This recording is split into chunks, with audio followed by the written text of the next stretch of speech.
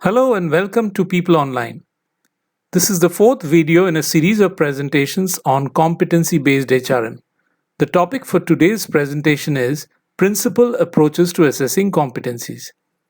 We would be covering two broad approaches to assessing competencies, A. 360-degree and B. Assessment Center. The target audience for this series of presentations would be 1. Students of MBA HR, 2. Industry practitioners who would like to implement competency-based HRM, and 3. Industry practitioners who would like to get the best out of an existing model. Contents. In this presentation, we would be covering broad approaches to assessing competencies, perception-based assessment, 360-degree assessment, a case study, and assessment center. Broad approaches to assessing competencies. There are two principal approaches. A. Perception-based assessment, using methods like self-rating, peer rating, superior rating, customer rating, or a combination leading to a 360-degree rating. A score is obtained for each competency. B. Assessment done through assessment centers. And assessment centers use multiple methods like psychometric tests, in-basket exercises, group discussions, case studies, role plays, etc. to objectively assess the job holder. Perception-based assessment of competencies continued. There are a few popular forms of perception-based assessment. A. Self-rating, where the incumbent himself fills in the rating sheet. B. Peer rating, where the rating is done by people holding similar position. C. Superior rating, most prevalent form of assessment, where the superior would be rating the competencies. And D. Customer rating, followed by some organizations for the sales, service, or other customer-facing positions, where the customer is sent the form and the customer is expected to fill in the assessment. Advantages. Perception-based assessments can be carried out without external help, as little specialized expertise is required. It's cheap, it's convenient, and it is fast. Challenges.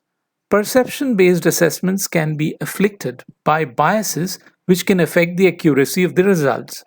Some of the common form of biases are recency, primacy, halo effect, Horn's effect, familiarity, and contrast.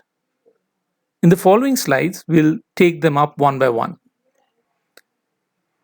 Recency. While assessing competencies, the rater or assessor is sometimes influenced by critical incidents that happened recently. So if the recent happenings have been positive, the rating tends to be higher. The converse is also true. Primacy. While assessing competencies, the rater is influenced more by critical incidents that happened at the beginning of their association.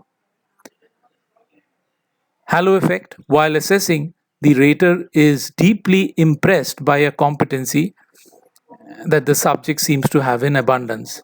The assessor gets carried away so much that he or she ends up giving a high rating to all other competencies, resulting in an overall high rating for this subject. Horn's effect. In a way, this could be viewed as the opposite of halo effect. The subject is really weak in a competency. While assessing competencies, the rater gives an overall negative rating. Familiarity. While assessing competencies, the rater is influenced by considerations of familiarity which may be both conscious and unconscious. The basis for familiarity could be origin, language, caste, creed, religion, education, or even lifestyle. Contrast.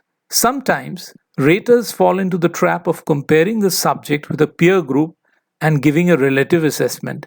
If the peer group is average, then the relative assessment of somebody who is good tends to be very good. Carrying out a 360-degree assessment. What is a 360-degree assessment? I think we've seen that it is a perception based assessment. The ratings of competencies is done by a group rather than one or two individuals. The assessment forms go to a number of assessors belonging to different categories. What are these categories? Superior, peers, and reportees. So normally we see these three groups, and in some cases there may be a fourth group, customers. The average of ratings given by various respondents is taken to be the final rating. The gaps between actual ratings and desired proficiency levels throw up potential opportunities for improvement. In some cases, the competency scores secured in the assessment are compared with the average scores secured by a similar category of employees to get an idea of relative standing. Percentile figures may also be used. The results of a 360-degree assessment of competencies ought to be used for developmental purposes. Now, this is very, very important. Ought to be used for developmental purposes such as training and coaching. 360-degree assessment results may not be used for career promotion and succession planning. The reasons are obvious. Advantages. Though it is a perception-based assessment, there are certain advantages that has led to its popularity. Rather than seeing from one level, views from three different levels get captured. I'll say at least three different levels. If you are involving the customer, then you also have a fourth level. So the assessment is likely to be more real.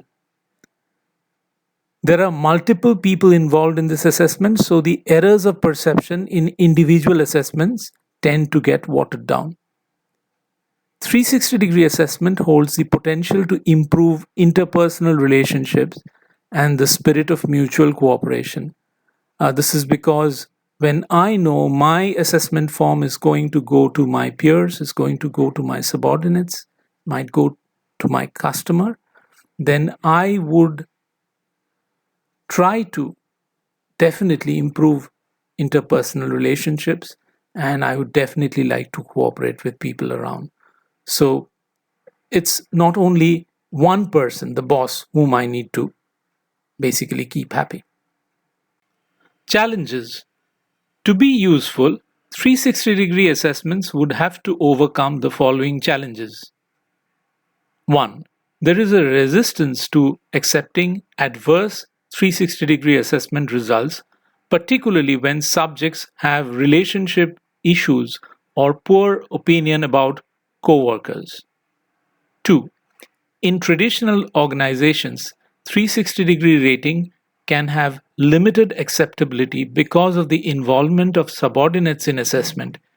This is more of a cultural issue. Considerations in designing a 360-degree study. Certain requirements need to be met while designing a 360-degree assessment program. 1. Communicating the purpose. The purpose of the assessment must be made clear so as to reduce apprehension. Guaranteeing confidentiality. The assessors must be assured that their identities would not be revealed to the assessees. Choosing the assessors. The assessors would have to be chosen from peers and subordinates who have known the assessee for some time. 4. Capturing quantitative as well as qualitative data. The form must stimulate assessors to provide both quantitative and qualitative data. They should not only provide a rating, but they must also write comments and suggestions. And we could always check whether the ratings and the comments are aligned.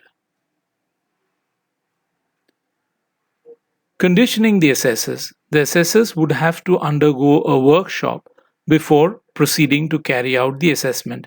The workshop would cover all aspects of this intervention, particularly the design of the forms, and how the form is supposed to be filled in, the do's and don'ts. Sharing the report. The report format should be easy to read and understand. Still, instead of only handing over the report, the assessees should be encouraged to meet a trained facilitator to discuss the reports. A case study carrying out a 360-degree assessment. Scope of the study. The study was carried out in a leading sponge iron manufacturing company, and this was to be carried out on 135 officers in the year 2013 and 14. The employees were clustered in three groups: HODs, head of the department, that is, sectional heads, and shift in charges. HODs would be right at the top, and then you have sectional heads reporting onto them, and you have shift in charges below the sectional heads. Methodology. First, the 360-degree assessment form was designed keeping in mind the competency model of the client. Client approval was also sought.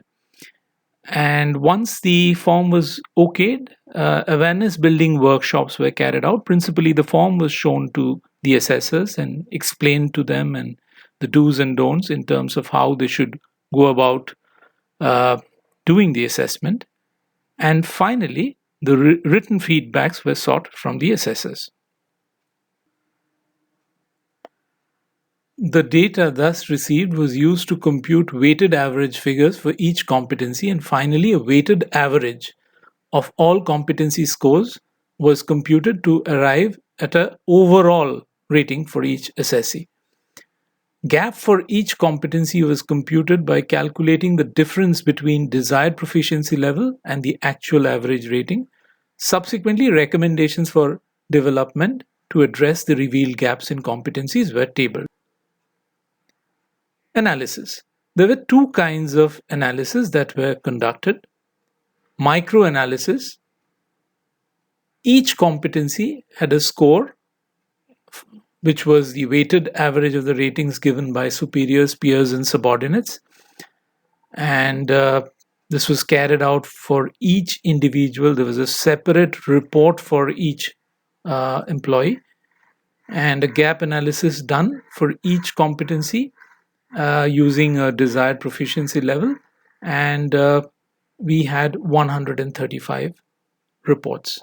So micro level, in the sense it was done at individual level. Then there was also a macro analysis.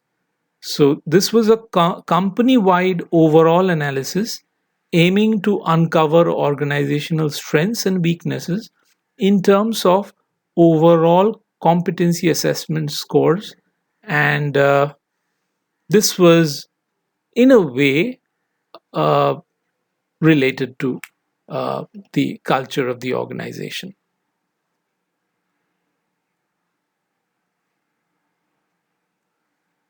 Sharing the reports. All questions related to the findings were addressed, and the objectivity of the methodology associated with the assessment was re-emphasized. And follow-through action. Once the assessment reports were handed over, the assessees were asked to draw up, with the help of HR department, an individual development plan spanning the next 3 years, whereby the competency gaps would be progressively weeded out by using suitable L&D interventions using the 70-20-10 model. So 70% would be learning from projects, 20% would be learning from seniors, and 10% would be learning through classroom training. Assessment center based evaluation of competencies. We are coming to the last subtopic of this presentation. So assessment center is the other approach for evaluating competencies. Now, before we go into what is an assessment center, I would like to make it clear to all of you that this part or this type of assessment needs to be carried out by specialists, and therefore Normally, this is outsourced. So you can either pass it on to another consulting, HR consulting company having specialized expertise in running assessment center, or you can even give it to an educational institute that runs a strong MBA program. So they can also help. But this is something which is, at least in the first couple of years, uh, this is an activity which necessarily needs to be outsourced. So, assessment center is a process where candidates are assessed to determine their suitability for taking up a given position or role. The process involves a multi method approach to selection whereby candidates will complete a number of different activities and tests that have been specifically designed. When assessment centers are run not for selection but for development, the process is termed as development center. Job analysis. Job analysis has to be carried out to identify all critical job dimensions. Behavioral classification. What are the specific skill, knowledge, and ability required to perform the above job dimensions? So I'll just stop here. Two things are very important before we try to run an assessment center. One, this job analysis, we must have a job description ready. Two, this behavioral classification is actually trying to tell us whether the competency mapping has been done for the position or not. So if it is done, we can go for the assessment center. These are a couple of very important prerequisites. Assessment techniques. For assessing the above competencies, what would be the techniques that would best suit the subjects to measure the above competencies? And multiple assessments. So, multiple assessment exercises would have to be designed for each competency. Popular tools and techniques used in assessment centers. So, you have psychometric tests, aptitude tests, written tests on job knowledge, in basket, report writing, case study and presentation, role play, group discussion, and a personal interview.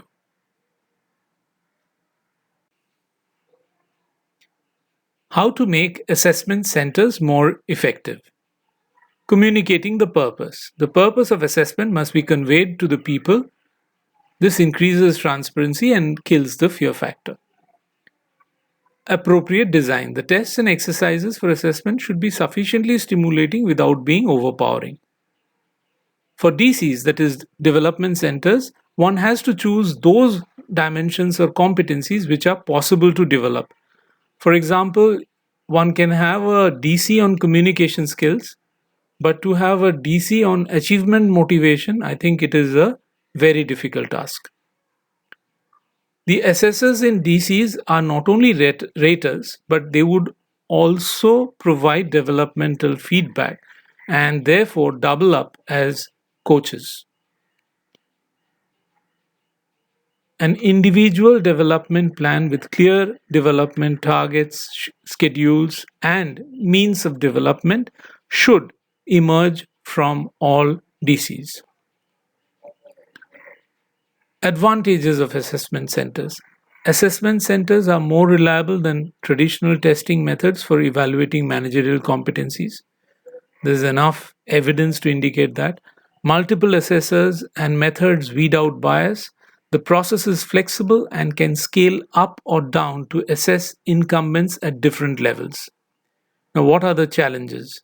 Time consuming and costly, low construct validity, role plays are not real plays, and psychometric tests can also be faked. Summary. In this presentation, we covered two broad approaches to assessing competencies. We saw that perception based and assessment center. So we did look at perception based assessment. Then we also looked at 360-degree assessment. There was a case study that was discussed, and eventually also some discussions on an assessment center. Hey, thank you for watching. If you found the video to be useful, do like, share, and subscribe. Press the bell icon to stay tuned in for the next in this series of 8 videos. Our next video is competency based selection. Until then, goodbye.